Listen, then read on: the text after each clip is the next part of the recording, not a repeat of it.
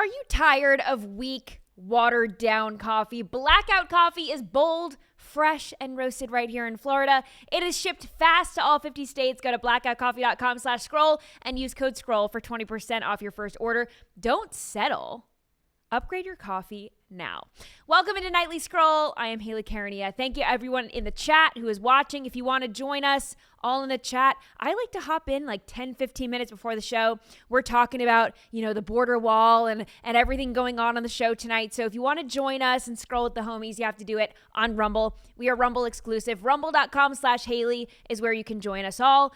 Takes you to the Bongino Report channel. Make sure you're subscribed. That is where you can watch. If you can't watch us live at 6 p.m. Eastern time, that is okay. You can watch later whenever you want or listen on your favorite podcast platform. I appreciate it. Wherever, even if you watch on Rumble, if you want to go over to Apple Podcasts and Spotify and leave a review or 5 stars, subscribe there, subscribe everywhere, tell a friend to watch the show, I would appreciate it. So thank you for joining me, and let's get into what I have on deck for you tonight. So the Trump administration's efforts to undo all of the damage that was done under President Biden are ramping up along the southern border with new, painful, and very hot ways to deter border jumpers. So we're going to get into that. Plus, Florida's rainbow crosswalks are getting a makeover, and LGBTQ politicians are big mad over it. A Rhode Island prosecutor may be suspended after the drunken body cam footage of her arrest has gone viral. I love this video. We're going to talk about it. Plus, viruses are causing zombie tentacle-like growths to develop on deer, squirrels, rabbits. We're going to get into that. Put your phones on Do Not Disturb. Nightly Scroll starts now.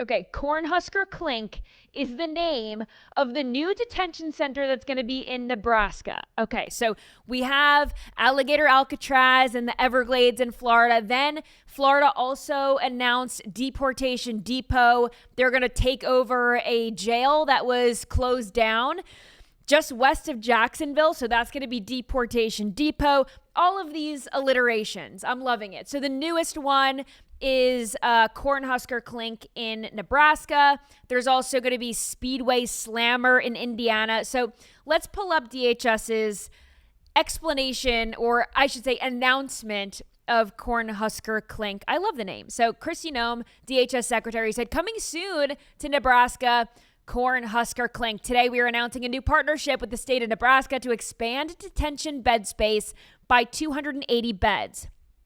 Thanks to Governor Pillen for his partnership to remove the worst of our country. If you were in America illegally, you could find yourself in Nebraska's Cornhusker Clink. Avoid arrest and self-deport now using the CBP Home app. Of course, that is the app that President Biden put into place that was once called the CBP One app. The Trump administration, they have renamed it the CBP Home app to try to get these people out of here, repurposing the app, allowing them to self-deport, because if they self-deport, they're not going to be detained like this. They're going to have the chance to actually apply for asylum and do it the right way, and then they may be awarded American citizenship. But if you do it the wrong way, you're going to be in the clink. The not to be confused with the robot slur that we were talking about yesterday. NBC News thinks that clanker is a legitimate slur for robots and AI. So not to be confused with clanker, this is the Clink, Cornhusker Clink. But you know what this tells us? This tells us that the Trump administration is not done. They are not done until the 10 million illegals who came in here under President Biden are located and then detained and then deported. And then, who knows how many others have been here for decades prior that slipped in under Trump's first administration, or Obama, Bush. This has been going on. This has been a decades-long issue. So one more deterrent that the President Trump and his administration is testing out is going to be black paint. So the entire U.S.-Mexico border wall will be painted black to make it hotter and harder to climb. So we can play this video. If you could watch all of these people, they're getting out there, they're painting the border wall black. And honestly, it needed it. I just want to say the border wall, it was looking a little rusty, and now it's going to look nice and sleek. I love the black. Andy and I were talking about this. You know, I know it has another purpose, and the purpose is to deter migrants because it's going to be black. The darker it is, it's going to get people to, it's going to be too hot for them to climb. But we were talking about this before the show. Is it going to make it that much hotter? Isn't it already hot? Don't you think a metal pole would be hot anyway? Oh, it's smoking hot. But like, I just think it looks better, don't you? It definitely looks better. I mean, it's going to look sleek. Paint a big eagle on it somewhere. You know what I mean? I mean, I think it's just going to look awesome. USA across the whole border wall, or just like an American flag. I mean, but then it wouldn't have the effect, the dual purpose of making it too hot. So, yeah, I'm going to have to get some temperature readings. I don't really know how much hot. I mean, look, it's already an ash gray, rusty wall. It's like a red color now. It's rusty red. Yeah. What color was it? Like bronze or something? I mean, I don't even know what it looked like. Steel. Steel Rusty just steel, like yeah. Metal color, yeah. I mean, I think black will probably make it hotter, but like I think it'll look better than it'll make it hotter to climb. The deterrent on that border wall is 30 feet. That's the deterrent in climbing the wall. When people are, I mean, I'm not saying that it doesn't happen, because I've seen pictures of people on the border wall, climbing the border wall, so I know it happens. But there are parts of the border wall that are taller, shorter, and there are parts of the border wall that are, you know, not empty, but the border wall ends, so people go in through those, you know, openings. But I mean, I would have to train very hard to scale the 30-foot border wall. Oh, there's videos on social where people ninjutsu up that thing, and I mean, like this is like American Ninja Warrior. Yeah, but they got gloves on and all that kind of stuff. So you know what I mean? They'll figure it out. They should live stream it. I would watch people try to get up there and those suits. You know those like aluminum foil suits that the U.S. Geological Service wears when they go into the bottom of volcanoes. No, I have never seen that. Oh my gosh, I'll pull it up here on research. But that's what people are going to start wearing whenever they climb the border wall. Well, that's the thing. Even if the black paint does make it very hot, it's going to be very difficult to climb anyway. But they could just wear, you know, rubber gloves or some kind of a suit that protects them from the heat, right? I mean, you can get around it. But then again, this would require me to get into the mind of a border jumper. These things. What is this? That people wear this when? Yeah, I mean, to protect you from like extreme heat. So whenever they go down and do readings for like sulfur readings, and they're trying to see if volcanoes are going to erupt and all that kind of stuff, that sort of protects them from the heat. So it's like I bet that's how they're going to scale the wall now. If they were dressed like that, then we really need a live stream, like a time lapse camera, so that we could watch these people go up there and do their best. But yeah, another good update here, because we haven't really talked about the border wall too much. We've been talking about a lot of ICE efforts, but we kind of forgot about the border wall. The border wall is President Trump's claim to fame. I mean, that was his 2015 rallying cry, build the wall, build the wall, build the wall. And the wall wasn't finished during his first term. Then the Biden administration sold off those materials to build the wall. So then it's kind of like, well, they've got to redo this all. So anyway, the entire U.S.-Mexico border will be painted black and make it harder to climb. But Trump's bill, the One Big Beautiful Bill that passed earlier this summer, allocated $46 million to additional wall construction. So about a half a mile of the wall is going up every day. And the whole wall itself is about 2,000 miles. So according to Kristi Noem, this is an ongoing effort. We are going to build the wall, and the wall is going to be black. I was chatting with people in the chat before the show started, and I said, what do you guys think about the black wall? And a lot of people said it would be better if it was mirrored or gold, very Trump-like to be gold. And I think if it was gold, it wouldn't conduct as much heat as black, but depending on the material, I think it could be very painful. I do like that. Yeah. So I like it. This is good. And all of these tactics being deployed by DHS and ICE are, of course, making the Democrats' head spin, like this story out of New York City. So ICE tactics are under fire in New York. Deportation of 6-year-old sparks uproar in New York. So this Ecuadorian family, of course, this is just the headline, and then you read into it and it's like, oh, because the headline makes President Trump and Republicans and anyone who wants to secure the border look like a horrific monster, right? But this is an Ecuadorian family. They sought asylum without legal permission. They came to the U.S.-Mexico border when guess who was in office? President Biden. And this woman had her asylum claims denied. So again, they show up, then they seek asylum, and it's like the President Biden and his administration just lets these people in. They're allowed to seek asylum on the inside, on the interior of the United States. This is unheard of. And what I think is if you want to apply for citizenship or asylum, do it back home. Then when you are your citizenship claims or your asylum claims are approved, then you come and then you have every right to be here. I just don't understand this, like, get here because the Biden administration told us to, and then seek asylum. And then if you're an asylum seeker, you're fine. You can get away with murder and you can come here and then we'll give you the free phone with the CBP One app and you can get a free ticket to the sanctuary state of your choosing. Stay in free hotels. Yeah, they get whatever they want. Free food and, it's... So anyway, this woman came under Biden, and honestly, I don't freaking blame her because Biden just rolled out the red carpet for these people, and he just said, we'll show you the world. We'll give you the whole wide world if you come here and you do it illegally. So she did. They were sold a bill of goods and they bought it. They fell for it hook, line, and sinker. Again, don't blame these people. I blame Biden. So, and Democrats in general. So this woman comes to the border. She's a mother. She has a daughter, and her daughter is in a public school in Queens, New York.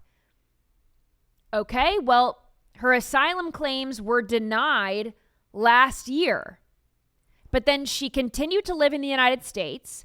She continued to attend these ICE check-ins, but again, her asylum claims were denied.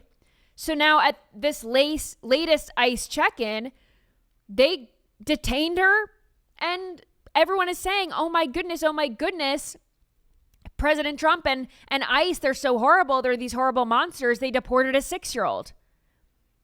Well, this has nothing to do with the 6-year-old and has everything to do with her mother who broke the law. And when I say I don't blame her for falling for President Biden's lies, I mean, President Biden essentially told these people, we'll allow you to break the law. We don't even care about the law. So it is unfortunate that these people were sold this bill of goods. Then they come in, they think that they have a path to United States citizenship when they don't, because her asylum claims were denied last year. So that was when Biden was still in office.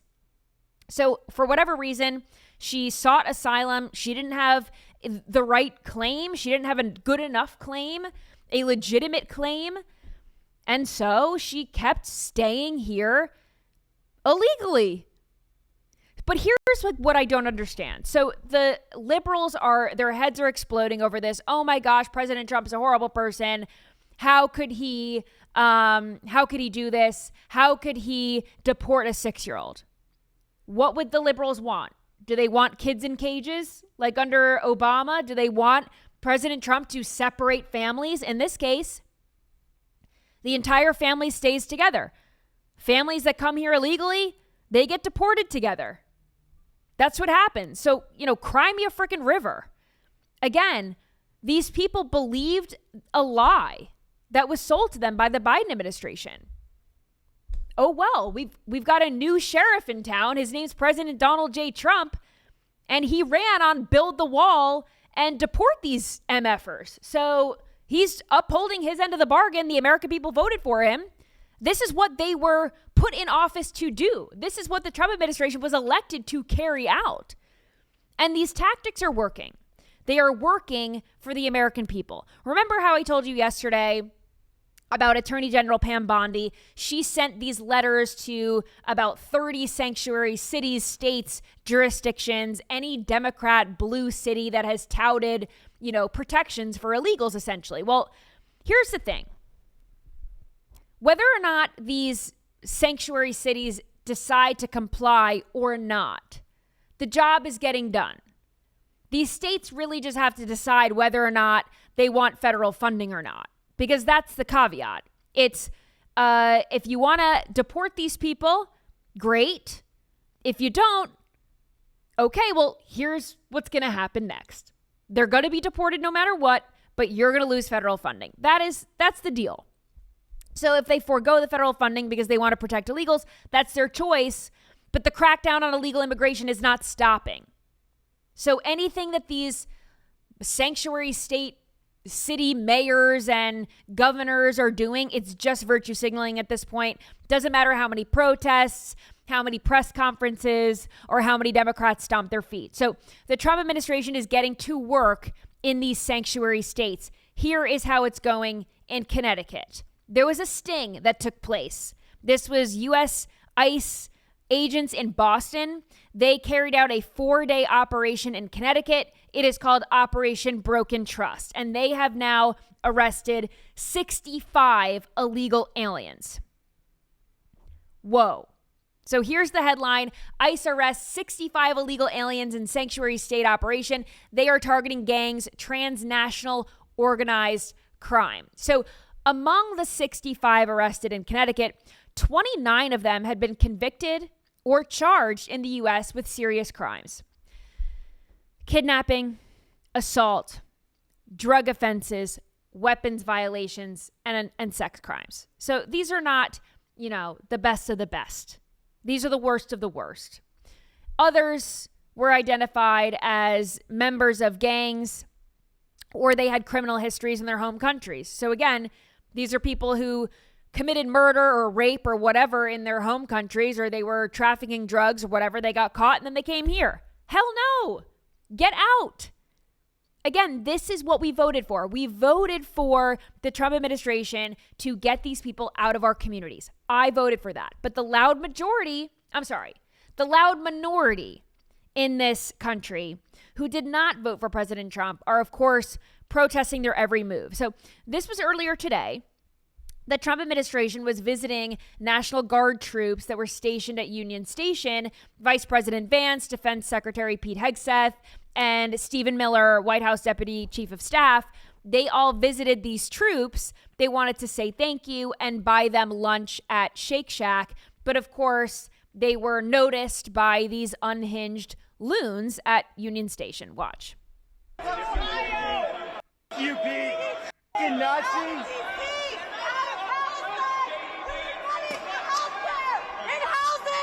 Climate justice! Suckers! Get the out of my city! Okay, so in this video, we have the guy yelling, F you, Pete Hegseth, you effing Nazi. Then we've got the woman whose veins are nearly popping out of her head, screaming about something about housing and climate change. So again, this is just very, this is just what they do. They just scream about whatever. It's a shish kebab of issues. Yeah, Like bring your own issue and show up at the station. It's an opportunity to start screaming, and you could try screaming into your pillow at night, but they don't do that. They just go out and make a ruckus. What happened to the good old person that would just stand and yell without a phone? Like the whole screaming and yelling where the phone is placed just behind you so that it can kind of make sure and validate that it's you while also showing the person you're screaming at. Like it's just so tired of that. Like would they be out there actually doing that because it matters to them if they didn't have a phone to document that they were out there doing it or being paid by somebody to be out there? Totally. No, this is all for attention, obviously. And, this woman is screaming about housing which I think is probably because of the whole like homeless crackdown and they're giving homeless people housing or whatever. So that, and then this guy was saying free DC. I mean, free DC from what? Isn't that sort of what's happening? Like, there's no crime on the streets. Like, this DC is sort of being cleaned up by the actions that are taking place right now by the administration. Free DC. The increased police presence is not to occupy anyone or anything like that, but it's to relocate homeless people and give them housing outside and to deter criminals. Free it of crime. So, like, free DC, yeah, this sounds good to me and any other normal people. So then, of course, the guy at the end screaming, get the F out of my city. These are the people who run your city and the whole country, for that matter. So the truth freaking hurts. But this is another angle of the video that we have to see, because this is Pete Hegseth and Vice President Vance legitimately pointing and laughing at these fools. Watch. People are booing.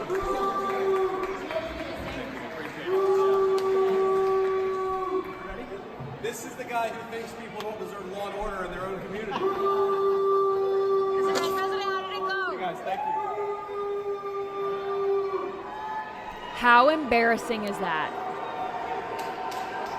How embarrassing that you are booing the Vice President of the United States and the Defense Secretary, and they're pointing and laughing at you.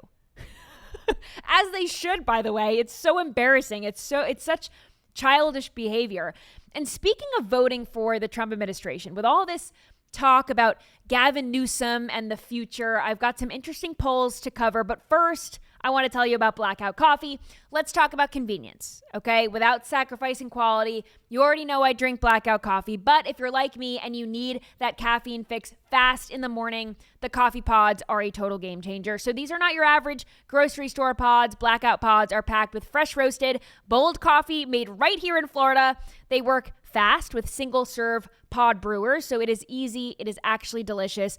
Very easy way to start your morning. It just takes seconds to do. So if you're running around, racing out the door, you've got kids, they need their lunches before school starts. A lot of people are going back to school. You need your coffee in the morning. Whether you're working from home, you're jumping into back-to-back calls, you're on the go, this is your new morning lifesaver. And the best part is they ship nationwide. So it doesn't matter where you live, you can have Florida fresh coffee at your door in just days. Head to blackoutcoffee.com/scroll, blackoutcoffee.com/scroll for 20% off your first order. Absolutely love them. So I highly recommend it. All right, so we haven't heard much before we get into Gavin Newsom in 2026 and 2028. We haven't heard much from Elon Musk, except I see him posting on X all the time about Grok Imagine, these AI videos. You could turn memes into videos or whatever. He stepped away from this temporary position at Doge, and he very publicly took swipes at President Trump on his way out. And after all this infighting, he floated a new political party called the America Party. And now it seems he is pumping the brakes on this. Sources spoke to the Wall Street Journal. So it says Elon Musk pledged to start a political party. He is already pumping the brakes. And he's now going to throw his support behind Vice President J.D. Vance going forward instead of this own America Party to challenge the two-party system. He told these people, these, insiders that spoke to the Wall Street Journal, that Elon Musk would rather focus on his businesses rather than, fuel this infighting in the Republican Party, pull voters away from the Republican Party and his friends in the Republican Party and his allies in Washington. So it seems like he doesn't want to piss off too many people in Washington, which makes me think that he's not going away anytime soon. I think he wants to stay in the good graces of President Trump, J.D. Vance, and probably some other people, some movers and shakers in Washington. He was very involved in 2024. He dumped $300 million into President Trump's reelection campaign, and he also dumped a lot of money into other Republican campaigns in 2024. It wasn't just the presidential election. We saw that Supreme Court election in Wisconsin. He had a huge presence there as well. So he hasn't completely ruled out this new America Party, but he's waiting to see what happens in the 2026 midterm elections before he goes and makes his decision. But I think the smart thing for Elon Musk to do is to reinforce the Republican Party, to support the Republican Party. I understand his frustrations with the two-party system. It seems rigged. It seems corrupt. It seems like, everyone is bought and paid for. You've got the Republican National Committee and the DNC, and it's like these two money-making machines that choose who the candidate is, right? We kind of saw this with Bernie Sanders in 2016. It seemed like he was the guy that a lot of Democrat voters, progressive Democrat voters wanted, and he pretty much got shafted. The DNC was like, no, you're out of here. We're not ready to make this turn into this progressive faction of the party. We're going to go with someone more safe. And it just seems like it's these elites that have their hands in the cookie jar. They're getting bought and paid for by other lobbyists and all these things. It just seems like the American people don't really have a say in who gets elected and who gets to be in the primary even, So it just seems, I understand his frustration. You want to see an independent party candidate win. And I'm not saying about like D's nuts, but I'm saying like a real independent candidate, because a lot of people in the United States don't feel represented by the Republicans nor the Democrats. They are somewhere in the middle. Maybe they don't like President Biden. Maybe they don't like President Trump or Kamala Harris or whoever, and they would feel more represented by someone like an RFK Jr. So I understand the frustrations, but it is not a smart thing to do to start this new party. It would fracture the Republican Party and essentially hand the next election to the Democrats when we actually have, not that Vice President Vance has said that he's running, of course, because you don't want to get too far ahead of themselves, but we already have great candidates on the right. So why would we mess this up and hand the election over to a Gavin Newsom or whoever the hell they're going to put up next on the Democrat side? That would not be smart for us. And Republican Americans are largely behind JD Vance. I have really never heard of a MAGA person, like a real MAGA person or a Trump voter in real life who doesn't like JD Vance. The only attacks I see from the left are that he's weird, or they peddle these false rumors that he's been intimate with a couch. You heard that during the election. Yeah, somebody just dropped that in the chat. As a first time for me. I've never really heard that he's had sex with a couch. Well, someone on Was X, it like a rooms to go couch or like a Cindy Crawford couch? Someone on X started the rumor. This was like after the debate, because he was awesome during the debate. JD Vance was incredible during the debate. And I think the Democrats realized at that moment, oh, shoot, it's not a failure of a ticket, because even if you don't like President Trump, it's like JD Vance is going to get some of those anti-Trump Republicans to sign on to this ticket because they like what they see with JD Vance. He was the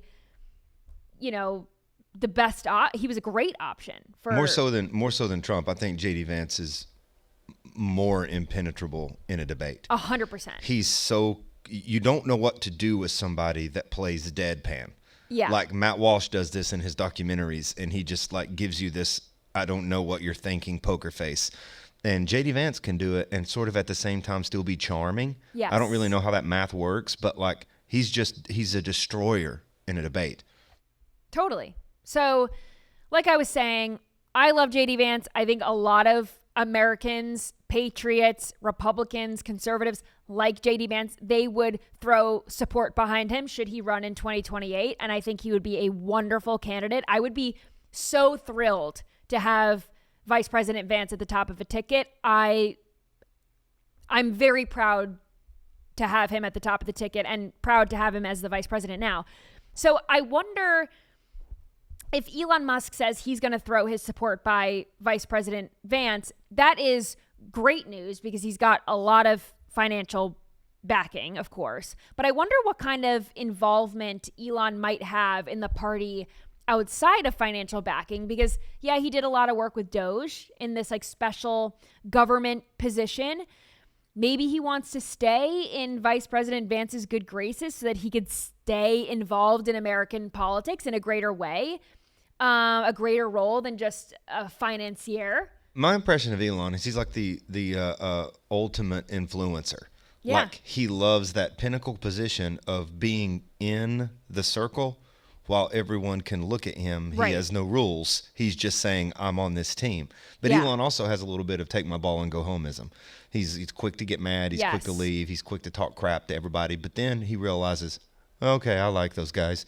And he starts making his way back. Because I think you take your personal feelings out of it and you think about the greater country and what the country needs. And certainly Elon Musk is more supportive of President Trump than he is of the Democrats. So for him, it makes sense to get over the personal stuff and side with the good guys because it's going to benefit him, of course, in the end.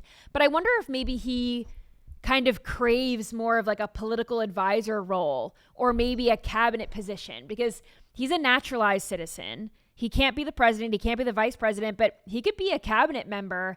I don't see him doing that necessarily because even with the Doge position, he stepped away because he is running Tesla and SpaceX and he's very busy. So I don't know, but do you think he would maybe want a bigger role in any way? I think it may be too much of a commitment for him to be in some sort of role like that where he's fully involved in all of that stuff. Like I said, I mean, I think like he's at his best when he can bail.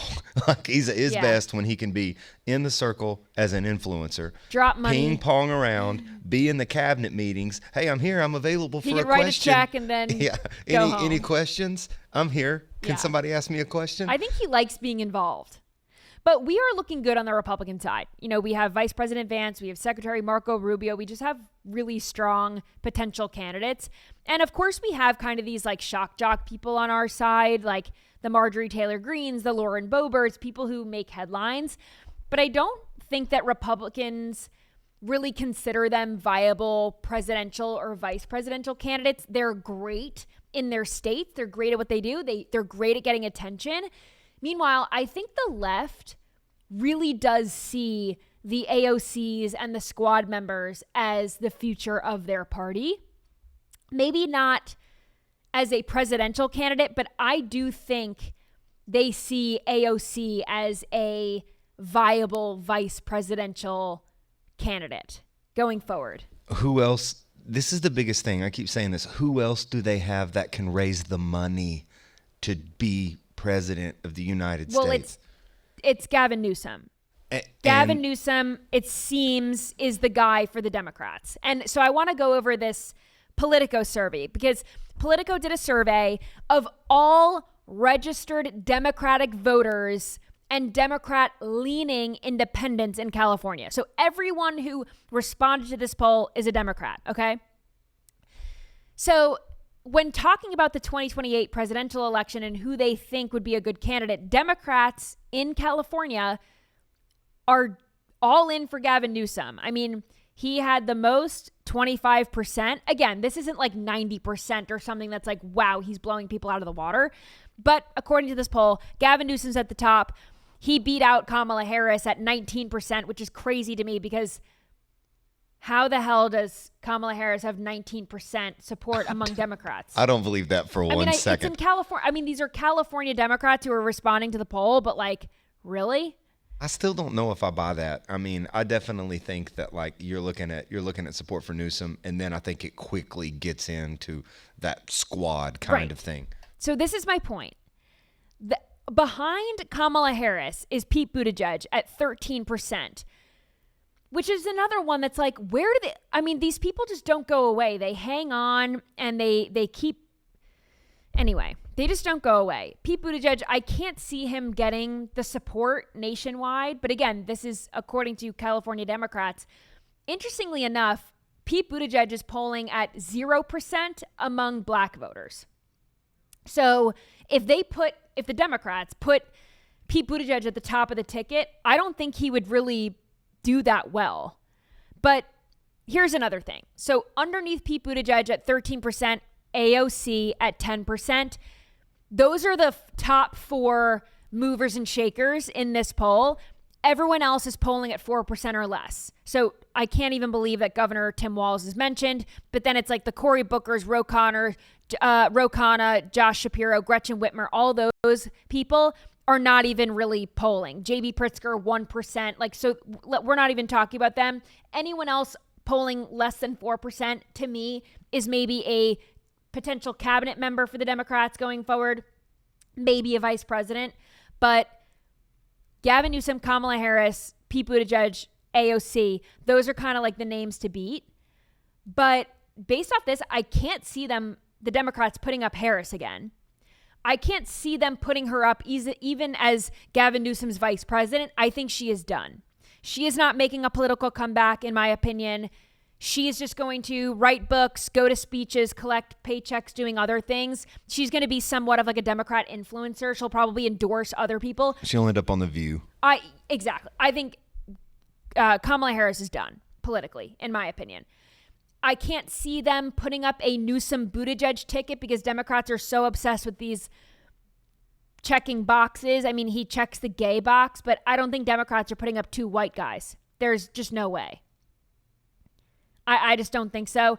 And I do think, though, that if Gavin Newsom is the guy, he might pick an AOC to be his running mate. I mean, like, if we get to this point, I know we're talking way ahead of, this is like nightmare talk for us on this show, people who watch this show, but it's interesting to think about. I think that it might be Gavin Newsom AOC. Lots of things can change, but according to this poll and the findings of this poll, I just don't think that they're going with Kamala Harris again. I don't know if they would do 2 white guys, so Gavin Newsom's going to have to pick someone to run with. And AOC, I think, is more established than Jasmine Crockett, if we're going to talk about squad members. Well, that's been proven. She's been on the road and done rallies and things like that, and we've seen people attend. But, like, Kamala's not going to raise any money. Pete's not raising any money. Tim Walz is not raising any money. Nope. Cory Booker is not raising any money. Nope. Josh Shapiro is interesting to me that he's polling lower. But, like, actually, the rest of them are not going to raise enough money to do this. It's not a matter of like, ooh, I like their Instagram. No one is donating to them. I could see Newsom picking a Cory Booker, even though Cory Booker is not polling very high. He's polling at 4% in this specific poll. I could see him maybe doing Cory Booker. Listen, they've put up women the last 2 times, and they've gotten defeated by Donald Trump both times. So maybe they would go 2 dudes, but I don't know if they would do 2 white dudes, even though Pete Buttigieg is gay. Anyway, speaking of gay, how's that for a transition? Florida Department of Transportation is ordering the removal of pride crosswalks. You know, in 2020, how they did all of these, these gay LGBTQ pride flag rainbow murals and whatever. They had all these crosswalks, and they did the Black Lives Matter right outside of the White House, all this virtue signaling. So Florida and the Department of Transportation there on the state level has said, we're not doing this anymore. We are ordering the removal of the pride crosswalk. So they sent a letter to all of these towns in Florida saying, you will remove this by September 3rd. And if you do not, we are coming in to do it for you. So again, it's their way or the highway. This is the way that this is going with the Trump administration and with Republicans. I love it. This is how you get shit done. So they are essentially, the Florida DOT was saying that these rainbow whatever they're called, crosswalks, could be distracting to drivers, which I totally agree. I think if the road is rainbow, people are looking, I agree with that. Now, these gay politicians or Democrats, some of them are gay, some aren't. Commissioner Alex Hernandez is the city's, in Miami, the only openly gay elected leader. He is, of course, against this. He wants the gay sidewalks. He wants the gay crosswalks. And he is saying that this shouldn't be about safety. Safety shouldn't be used as a cover for censoring a symbol that represents love and equality. They're driving over it. Totally. Like the road doesn't need to look like Mario Kart. Then so this is Commissioner Joseph Magazine. He's upset about the removal of the crosswalks. So he is proposing rainbow park benches that he says he's going to purchase them himself personally, and he's going to invite the community to paint them. Again, you're either driving over them or you're sitting your behind on them. How does this empower the gay community? I don't know. You're free to be as gay as you want, whether the crosswalks are rainbow or they're normal blacktop. Be gay in Miami. Yay. Be gay. But can we not just make the road look like a road? When I go to a normal crosswalk and it's just normal blacktop, you don't need to be reminded of your sexuality. Why do you need crosswalks or benches to be it's just very childish, and they need constant reassurance, like constant praise, constant pats on the back, like you're seen, we accept you. Like, who cares? Who gives a rip? Why does the LGBT community constantly need to be coddled and reminded that they're gay? They're driving, they're sitting on a park bench. It's like, you already know that you're gay. Who cares? Go home and be as gay as you want. And where does it stop? Like rainbow porta potties outside of Dolphin Stadium? Dumb. It's just so dumb. Anyway, speaking of dumb, we have to talk about, I know we're getting into scrolling time. We went way too long with this other stuff. So I don't know. Should we just go through maybe we skip scrolling time. I save scrolling time for tomorrow. We get through all these topics. Maybe we do that. So this is a wild video. I'm sure everyone has seen this by now. I saw this coming up on my X feed, and I just there's so many things. I'm trying to cover so many stories that I just didn't really look into this, but this is crazy. I should have looked into it earlier. So if you haven't seen this video, we're going to play it. Special Assistant Attorney General Devin Hogan Flanagan and her friend Veronica Hannon, they were asked to leave a restaurant in Newport, Rhode Island. It was called the Clark Cookhouse, and I can only imagine what kind of disruptions they were involved in before the officers arrived, but let's watch this video. Your body came off. Protocol is that you turn it off. If a citizen requests it to turn it off. You guys just want to know? Do you want them trespass? Anything we can do. Yeah. Trespass, yeah. I just need Trespass, got to know. Not trespassing. You haven't notified us that we're trespassing. You guys don't Number one. trespass. This is the Assistant Attorney General. Number Let's go. one. Number Of one. Rhode Number Island. two, Arrest you guys. You're not going to arrest us. Number two So let's is leave. that We got to go. We got to go. protocol Let's go. is Let's the go. citizen protocol is if we Yeah. ask you to turn the body I don't cam want to deal off. with this. Let's Okay. go. No, I understand you don't want to deal with it, but the let's go. protocol is, and your protocol is you if I ask you to turn off the body cam, you have to turn it off, and that's your protocol. She's a f***ing lawyer, so she knows. Well, that's lawyer stuff, so that's not true. So we got to go. No, it is. That's law. I'm an What's she AG. saying? I'm an AG. Good for you. I don't give a shit. Let's go. AG. Not leaving. I'm an AG. Let's go. Honey, You're not. She's not I'm being an arrested. Let's go. I'm not being arrested. You're putting me in cuffs. I'm not being Okay, do you have any arrested. weapons on you? No, I'm an AG. Her badge is in the car. You want to go get a badge? Let me tell you something. You're Buddy, arrested. get the hell out of here. Buddy, you're gonna regret this. Yeah. You're gonna regret it. I'm an AG. Get your feet in the car. Now her friend is kicking her feet like a toddler. The cop is trying to close the door, Get your and she feet in the is car. flailing. Get Don't your touch feet me. in the car. Tantrum. You're a grown adult. You're acting like a kid. Dad! No! Someone in the chat said, break her foot. Literally. Absolutely. Slam the door. Slam What's the- there's there. Slam the effing door on her leg. I would, F around and find out. But yeah, so she annoyingly reminded the cop in that video probably no less than 75 times that I'm an AG, I'm an AG, I'm an AG. And then her annoying ass friend is like, she's a lawyer. She's a lawyer.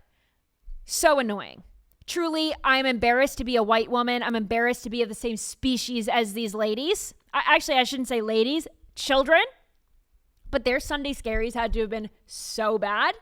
I tried stalking their social medias. They had to just go completely dark. I tried looking up she's the Special Assistant Attorney General of Rhode Island. Her LinkedIn, done. She had to cancel it. She had to delete it.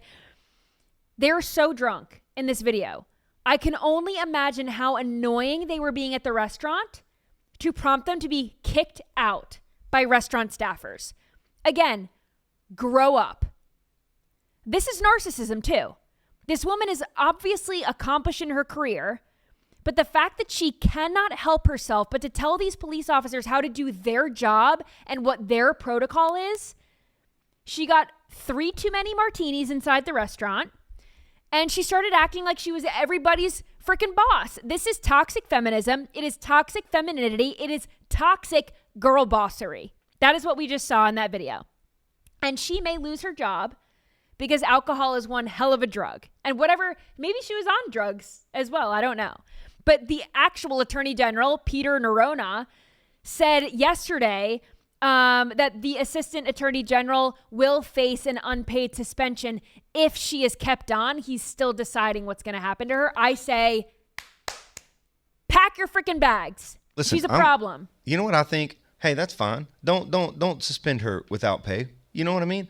Pay her $9 an hour and give her 1 year of being a garbage woman in the state of Rhode Island. And every single morning, all of her route gets clipped up and she gets posted on the internet throwing garbage from a can into a truck. She still gets paid by that's a municipal wage. Get paid by the city. You know what I mean? Yeah. But like the elitism in this is absolutely horrible. ridiculous, and she needs to come down and realize like you're a normal person. Lady. Reality You're check. not that big of a deal. Big time. Here's my garbage. Yeah, no, seriously.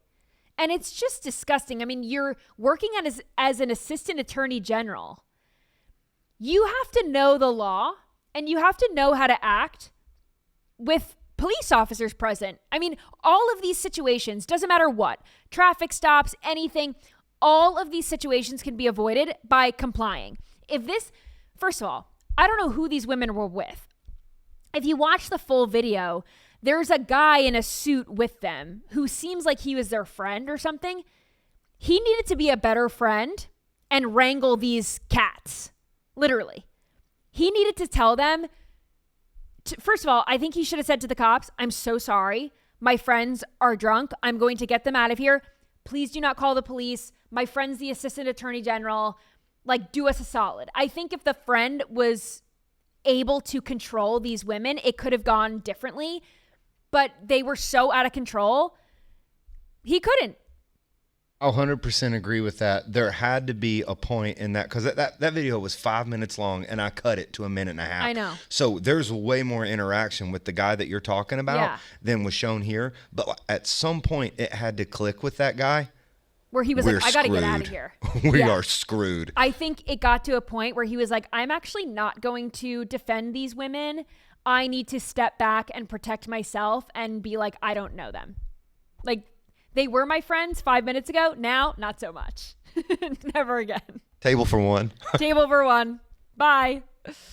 Yeah, totally crazy. All right. Well, RFK Jr. and Defense Secretary Pete Hegseth, they are now, because remember, President Trump wants to bring back the presidential fitness test. Now, they are doing the Bobby and Pete challenge. It is a workout challenge. Let's watch this. 1, 2, 3, 1. 1, 2, 3, 2. 1, 2, 3, 3. Hi, I'm Robert F. Kennedy Jr., your HHS Secretary. I'm here with Secretary Hegseth from the Department of Defense. And we had our big Pete and Bobby challenge today. 50 pull-ups, 100 push-ups. You try to get under 5 minutes. How'd you do? We got close. I was about 5:25. You were right behind me. We had a couple of Marines here. One beat 3 minutes, a couple beat 4 minutes. Pretty impressive. It was President Trump who inspired us to do this. This is the beginning of our tour, challenging Americans to get back in shape, eat better, but also you need to get out and exercise. And we have a challenge. There's another cabinet member So we hoped to show up today. We told them there was a cabinet meeting here. But anyway, we want to send out a challenge to Sean Duffy to come and do this. So Secretary Duffy, And he did. You're invited to do So the we can Pete pull and out of Bobby- this. But anyway, so they're challenging everyone, not just in the administration, but in the country, to do 50 pull-ups and 100 push-ups in under 5 minutes. I can't do that. I can't do that. I was just going to ask you guys if you think that you could do that. I can do it. Really? I think it's because you guys are men. Like, Well, I don't have upper body strength. I do Murph every year. We did it all together. You weren't here yet. I think me and... Okay, well, count me Yeah, out the for crew next here. year. No offense, but No, come on. It's a challenge. Maha. yeah, I'm in the gym. Like, look at my biceps. I'm in the gym, but I can't do pull-ups. I have to do them assisted.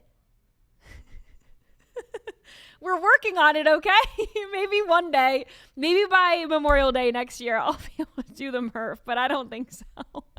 But I'm in the gym 5-6 days a week. I do personal training. I was even telling my trainer yesterday that I need help doing push-ups. I need help doing pull-ups, even before this video. But it's embarrassing. I go to the gym 6 days a week. I'm in the gym for an hour and a half, sometimes 2 hours a day, and I can't do a push-up. I mean, I can do like 5 good ones, and then my form gets really bad, and I can't do pull-ups. I have to do them assisted with a band. Yeah, you just keep at it, and at some point it'll be good. I don't know. Yeah, Anyway, yeah, of course. this challenge, I used to be shit at it too. Sorry for the expletive. it's okay. I've already dropped some bombs on the show today, so it's okay. But Olivia Giuliana, our favorite overweight Democrat strategist, she posted this on X in response. And she said that they aren't calling it the presidential fitness test because the president isn't fit enough to do it. And I think if you post that on X, you have to also be able to do it. There ain't no chance. She can't do This it. girl, there ain't no chance. If I can't do it, she can't do it. She's got to, I'd like to see her walk to the mailbox. Like, there's no chance. Like, this is a prime example of read the room. If you cannot do it yourself, you cannot be throwing stones in a glass house. Not at all. This is just totally insane. But what about my man RFK looking like he just, walked out of an Applebee's doing he's in boots, jeans, and a T-shirt. We need to get him some moisture-wicking, dry-fit athleisure. I mean, why is the man wearing a belt? Why is he in jeans and work boots? Because he's ready to do this challenge anytime. He goes to Applebee's, drop down, do the challenge. You know what I mean? Like he's walking around D.C., just looking around, drop down, do the challenge. I just don't understand, though. Jeans, imagine sweating in jeans. I wouldn't be able to get my jeans off. He's sweating in jeans. He's sweating through his cotton shirt.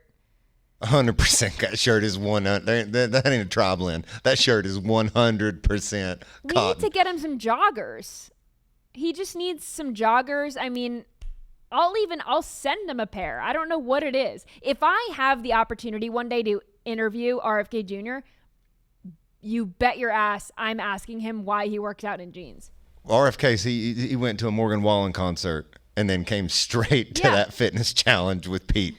I mean, that's exactly what he has on. What he wears to work, He dresses in a suit most of the time, and then that's his workout stuff. His workout stuff is work boots, jeans, a belt, and a T-shirt.